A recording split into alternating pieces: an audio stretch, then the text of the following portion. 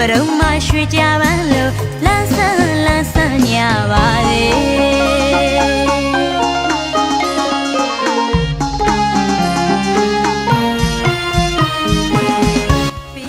ไอ้เหมือนตะแกรงครับปูแกนที่พม่ามีไอ้ตั้งแต่โบราณสร้างไว้อะไรประมาณนี้ครับเหมือนสองอะไรไม่ได้แกสร้างกับมันเจดีย์เยอะๆอะไรเจดีย์เยอะๆใช่ครับကာယစိတ်ဓာတ်နှပြလန်းဆန်းကကြည်လေချမ်းသာကြလေချမ်းသာကြလေဝမ်းသာကြစေ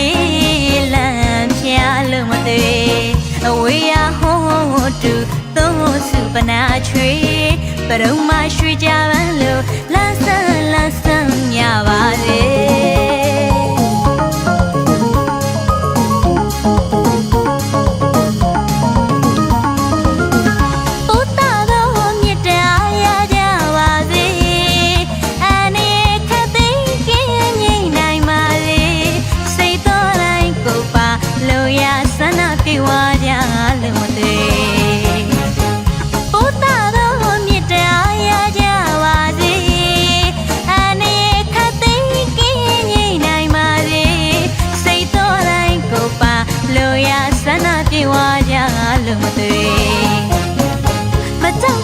မတပဲ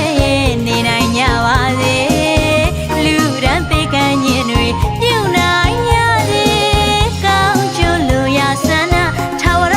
ပြည့်စုံကြပါစေ